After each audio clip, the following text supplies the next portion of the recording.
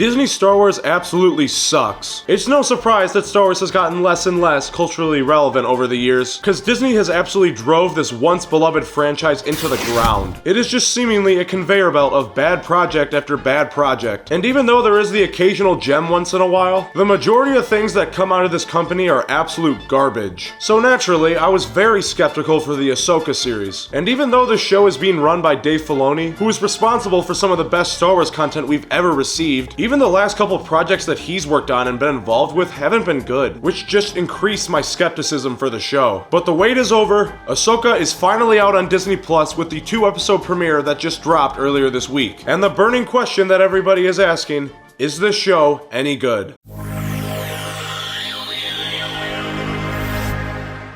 So this 2-episode premiere was definitely a mixed bag for me. There are definitely a lot of good things to like here, and I think that they're laying the groundwork for a solid show, but there is certainly your fair share of dumb shit that just can't be ignored. But I'm in a good mood today, so let's start off with the things that I actually liked. First off, I was really shocked by just how good the visuals looked. It isn't quite movie quality, but I was very skeptical just going based off the trailers, because I don't know what it was, but the trailers did not look visually that great. But I think that all the sets so far have looked really solid, and the CGI has also looked very good. The action so far has also been quite good in my opinion. It's fair to say that Disney Plus shows have all had their fair share of, well, let's say really bad choreography, but I think that the Ahsoka show has been the best so far in that department. In particular, I think that the lightsaber fights have massively improved. They are not perfect by any means. I've seen some people online analyze these fights frame by frame, and yes, there are a few mistakes here and there in the choreography, and some movements that don't really make sense, but it's still definitely a step up from what Disney has given us in the movies and most of the TV shows. Another thing that I was surprised by is I actually thought that the acting was better than I thought it was going to be. Now, the characterization hasn't been great for our 3 main leads so far, but I can tell that the actresses playing them are doing the best with what they're being given. It's no surprise to me that Rosario Dawson gave a good performance as Ahsoka. She's been great in every cameo that she's done so far. But the actress playing Hera was good, and the actress playing Sabine was a lot better than I was expecting. Now, I still don't like Sabine as a character, but at least in this show, she isn't the insufferable screen presence like she was in Star Wars Rebels. Now, the writing for these 3 characters hasn't been very dynamic so far, and they really need to make them more interesting as people for the casuals to connect with them. But that's not the actress's fault. That's the writer's fault. But I think that the thing I was most surprised by was I actually liked Baylan and Shin. Just going off the trailers alone, I thought these characters were going to be goofy as hell, and just a sort of reincarnation of the Inquisitors from Rebels Season 2. But that's not the case at all so far. In particular, I really like Baylan, and I wish they gave him more time in these first 2 episodes. I think he's very interesting because he sort of feels like a dark side force wielder, but not a Sith. Kinda somewhere in the middle, but leans toward the dark side. It's kinda like how Ahsoka is technically a gray Jedi. She's a light side force wielder, but isn't a Jedi. It seems the same with Baylan, but just the opposite. He's a dark side force wielder, but hasn't pronounced himself as a Sith. So I'm curious, would that make him a gray Sith, if that's even a thing? Let me know in the comments below, because I actually don't know. But the burning question that you guys are probably all wondering,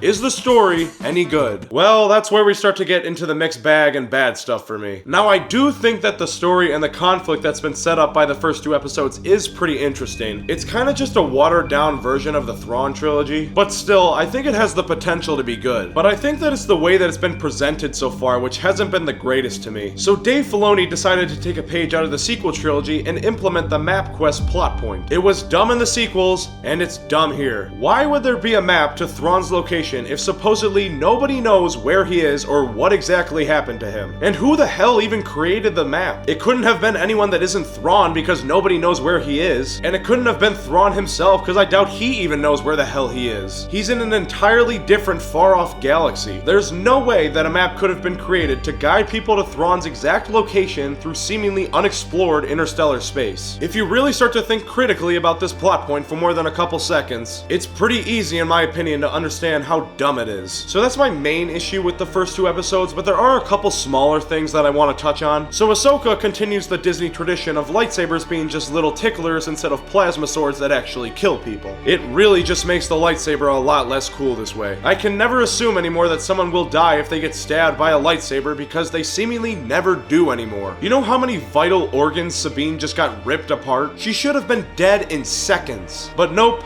just give her a day's bed rest and she'll be good to go. So insanely stupid. I don't even know why they felt like they had to include this. If you really wanted to give Sabine a lightsaber wound that realistically shouldn't kill her, why didn't you just chop off a limb? Star Wars has been doing that shit for decades. The other thing that I didn't like is this show isn't paced very well. It is very slow so far, which I guess isn't in theory the worst thing because these are the first 2 episodes and they're setting up the rest of the season to come, but it's really got to pick up its pace starting in episode 3 because it's crawling right now. There's been too much just slow walking, looking at landscapes without any talking type of scenes so far, which is fine in moderation, but I think it's being overdone. And that's really the end of my big takeaways from the Ahsoka premiere. I think this show has the potential to end up being an overall very solid show, and I do think that the first couple of episodes were decent, but there's some big hiccups that are holding it back that I just can't overlook. If they clean it up though for the next 6 episodes, I really think that this show can be a very good 8 or maybe even a 9 out of 10. But just because it has the potential to be that doesn't mean that it will. And if Dave Filoni wants that score out of me, he's gotta earn it. Well, that's gonna do it for this week's Ahsoka video, guys. If you made it this far and you enjoyed this video, do me a favor by giving this video a thumbs up and hitting that subscribe button. If you want to be notified about when I post my video for Ahsoka Episode 3, turn on that notification bell. But anyways, that's all I got for today. I'll see you next time.